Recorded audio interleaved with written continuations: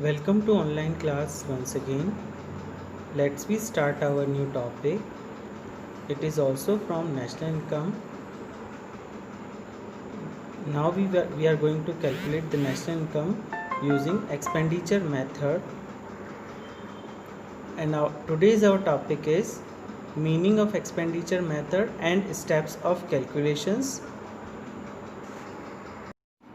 Yes, before starting expenditure method, let's revise what is the meaning of the domestic income, factor income and NNPFC. Let's see the domestic income. It is the sum total of factor income. It means salary plus wages plus rent plus interest plus profit generated within the domestic territory of a country. It means domestic income एक ऐसी income है जो हमें services देने के बदले में मिलती है। इट मीन्स हम अपनी इंडिया में रहकर जिस तरह की सर्विसेज देते हैं, यानी फैक्टर सर्विसेज देने के बदले में जो हमारी इनकम है वो फैक्टर इनकम जो है वह डोमेस्टिक इनकम कहलाएगी। डोमेस्टिक का वर्ड का मीनिंग यहाँ पर यह है कि जो भी पर्सन जिस कंट्री में रहकर अपनी फैक्टर सर्विसेज के देने के बदले में जो कुछ अर्न करता है वह डोमेस्टिक इनकम होता है। सैलरी का एग्जांपल लिया है। सैलरी या वेजेस हमें काम करने पर मिलता है, यानी लेबर के बदले में वेजेस मिलता है। Rent against land and interest again capital and entrepreneurship अपना प्रॉफिट लेता है। नेक्स्ट है factor income earn by rendering his और हर फैक्टर सर्विसेज। कोई पर्सन जब फैक्टर सर्विसेज देता है उसके बदले में जो उसे अर्न होता है that is factor income. Domestic income and factor income. Domestic income को हमने बोला है NDPFC। फैक्टर इनकम जो है ऐसी इनकम है जो फैक्टर सर्विसेज देने के बदले में मिलती है। मैंने और आगे लिखा है rent against land, interest against capital, wages against labour and entrepreneurship अपना प्रॉफिट लेता है। So let's see the expenditure method. Meaning अभी हम यहाँ पे देख रहे हैं। मीनिंग में है during an accounting year expenditure on consumption and investment. यहाँ पर दो चीज़ें आ रही है, ड्यूरिंग एन अकाउंटिंग ईयर और expenditure on consumption and expenditure.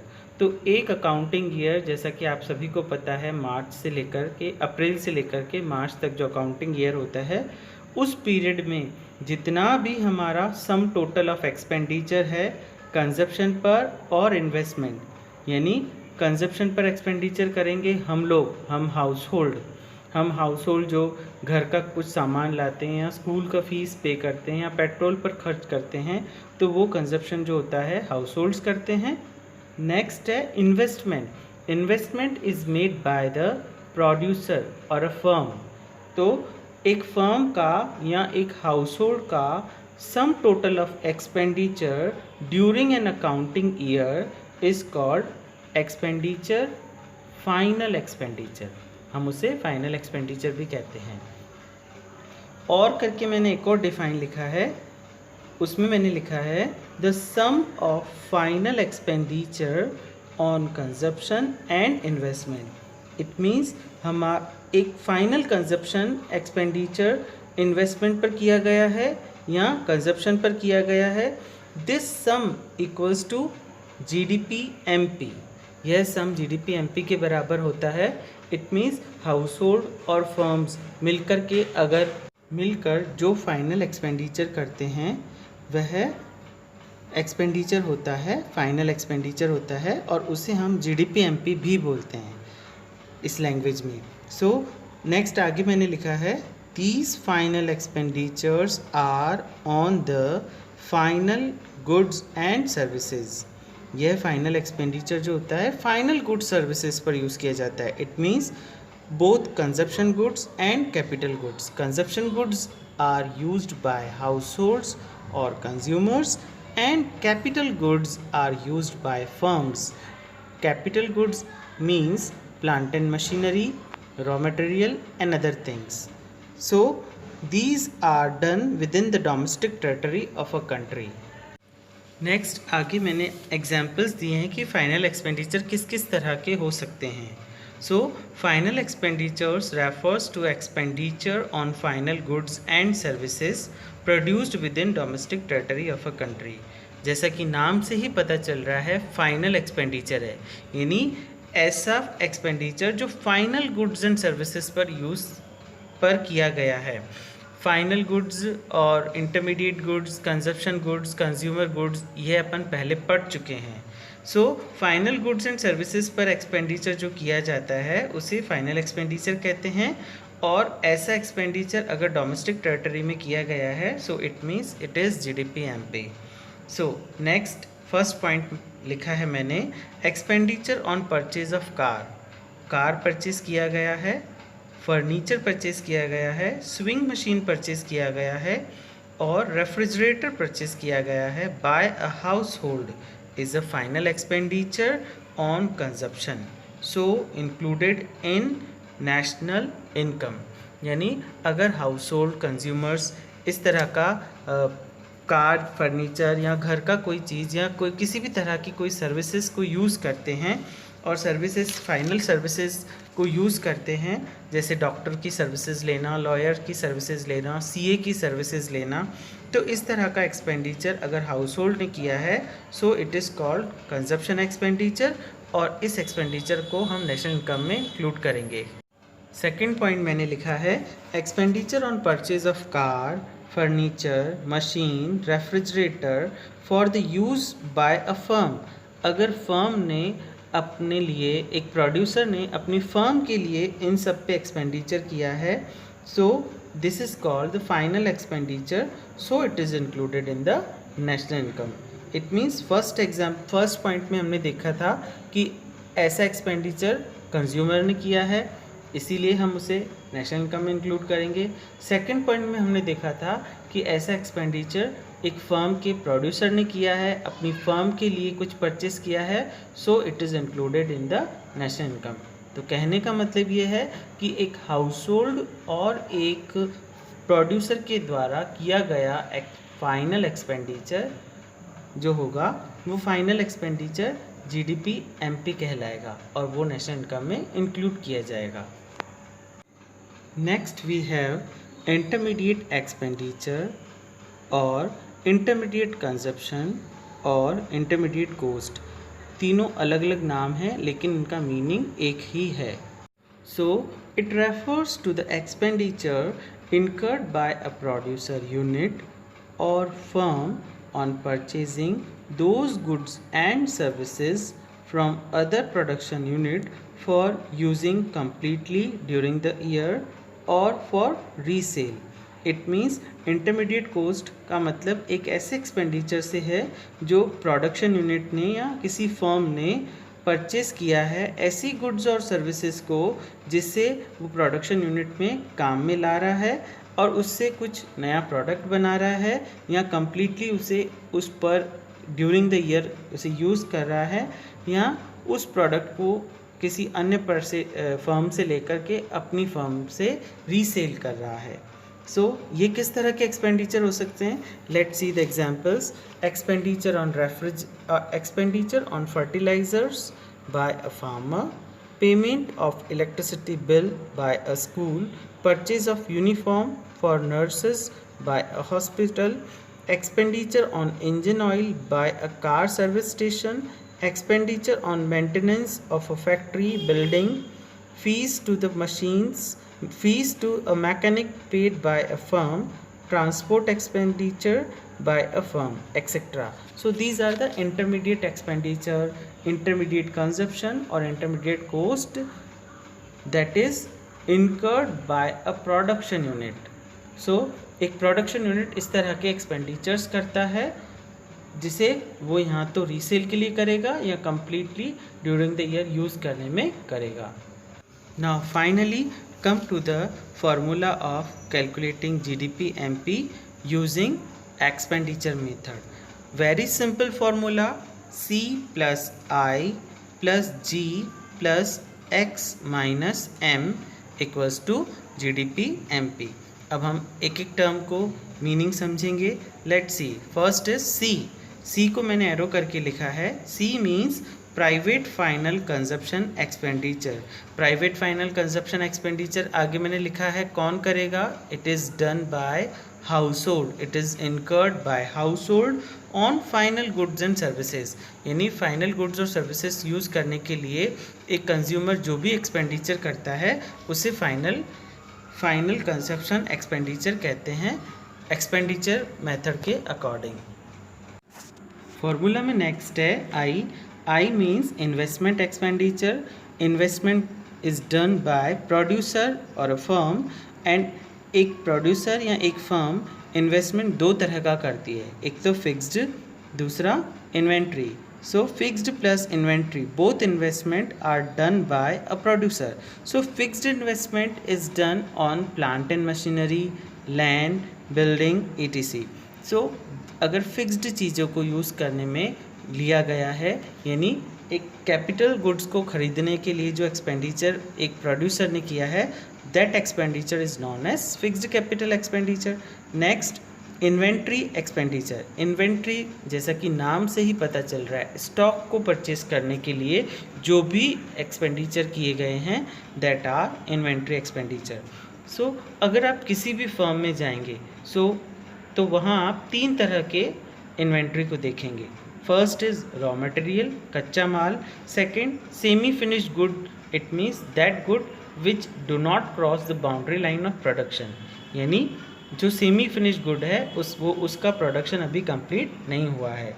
और तीसरा जो स्टॉक आपको दिखेगा दैट इज़ फिनिश्ड गुड्स का स्टॉक, यानी उस फर्म ने जितना माल तैयार कर दिया है उसका गुड्स मिलेगा। तो एक प्रोड्यूसर के द्वारा इन तीनों चीज़ों पर जो भी एक्सपेंडिचर किया जाता है that is inventory expenditure. So our next expenditure is G। Let's see to the G। G means G stands for government. Government expenditure करता है, उसे गवर्नमेंट जो भी एक्सपेंडिचर फाइनल गुड्स को खरीदने के लिए जो एक्सपेंडिचर करता है उसे गवर्नमेंट फाइनल कंजप्शन कहते हैं। लेट्स सी, गवर्नमेंट कहाँ फाइनल कंजप्शन करेगा, गवर्नमेंट फाइनल गुड्स को खरीदेगा डिफेंस के लिए। डिफेंस के लिए वो भोजन सामग्री या हथियार या जो भी नए इक्विपमेंट्स खरीद रहा है, और डैम्स बनाने के लिए जो भी फाइनल कंजप्शन यूज़ कर रहा है या किसी इंजीनियर की सर्विसेज ले रहा है, और रोड्स कंस्ट्रक्ट करने के लिए। और एक अच्छा एग्जांपल है मिड डे मील। सरकारी स्कूलों में मिड डे मील जो दिया जाता है, ऐसा एक्सपेंडिचर गवर्नमेंट के द्वारा किया जाता है। And the next is X minus M। X stands for export and M equals to import. Export का मतलब है expenditure incurred by foreigners on purchase of domestic products, it means goods और services. यानी इसे हम ऐसे समझ सकते हैं कि किसी फॉरेनर व्यक्ति ने हमारे इंडिया में बनी हुई चीज़ों को यूज़ किया है, या इंडिया के किसी पर्सन्स, लॉयर, टीचर, डॉक्टर की सर्विसेज ली है, तो उसे हम एक्सपोर्ट में काउंट करेंगे। M stands for import, just reverse of export. Import means expenditure incurred bye domestic person on purchase of foreign goods और सर्विसेज। इट मीन्स किसी इंडियन व्यक्ति ने किसी फॉरेन गुड्स को यूज़ किया है या किसी फॉरेनर्स की सर्विसेज ली है, तो उसे हम इंपोर्ट कहेंगे।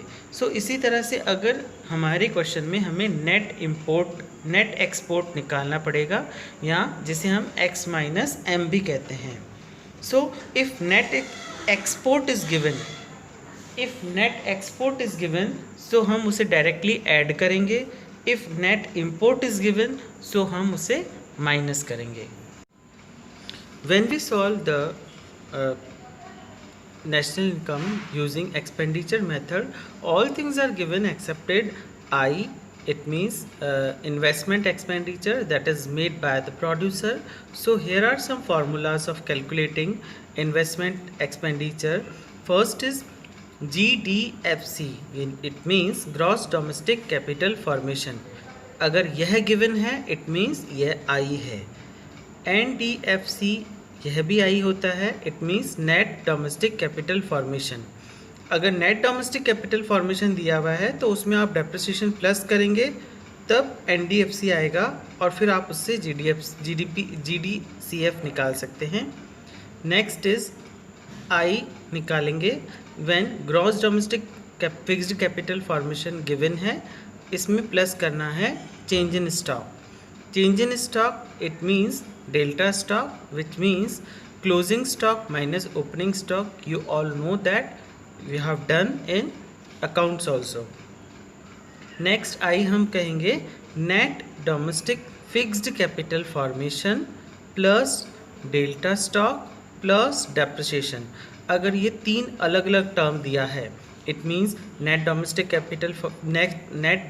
फिक्स्ड कैपिटल फॉर्मेशन गिवन है plus change in stock given है प्लस डेप्रिसिएशन गिवन है, तो हम इन तीनों को प्लस करेंगे तो वह आई माना जाएगा। Now let us solve one example question. So here it is the example. Calculate national income from the following data. Closing stock is given 10. Private final consumption is given 600. Consumption of fixed capital equals to 40. Opening stock 20. Export 50. Import 60. Government expenditure 100. Net domestic fixed capital formation 80. NFIA net factor income from abroad 40. Net indirect tax equals to 30. So first we calculate the GDP-MP. It means according to the expenditure method our formula is C plus I plus G plus X minus M. So C is given 600. I को मैंने note में calculate कर रखा है, आई को मैंने note में calculate कर रखा है, that is I equals to NDFCF net domestic capital formation plus change in stock plus DEP it means depreciation. So net domestic capital formation it is 80, change in stock calculate करेंगे closing stock minus opening stock it is -10 and depreciation is given 40. So 70 plus 40 it is 110 and ऊपर मैंने लिखा है 70 और 40 को अलग अलग करके। सो इट्स बेटर अगर आप पूरा 110 को आई की तरह ऊपर लिखें। Next is G stands for government final consumption, it means it is also given, it is 100, so plus 100 plus X minus M export minus import, so export is given 50 minus import is given 60. So 50 minus 60 that is again -10 जिसे मैंने bracket में लिखा है। So अगर हम इसे calculate करते हैं so it will come like 800. Again यहाँ ध्यान देने की बात यह है कि GDP-MP नेशनल इनकम नहीं होता है, नेशनल इनकम हमेशा NNPFC होता है, it is net national product at factor cost. National income हमेशा फैक्टर कॉस्ट पर निकलता है, मार्केट प्राइस पर नहीं। सो NNPFC कैलकुलेट करने के लिए हमें GDP-MP कैलकुलेट करना होता है, इसीलिए first we need to write GDP-MP minus depreciation जो लगा था उसे कम करो ताकि फैक्टर कॉस्ट आ सके, plus NFIA plus net indirect tax NIT। सो कैलकुलेट करेंगे हम 800 minus 40 plus 40 minus 30, so it will 770. So in our next video we do start solving more questions based on expenditure method.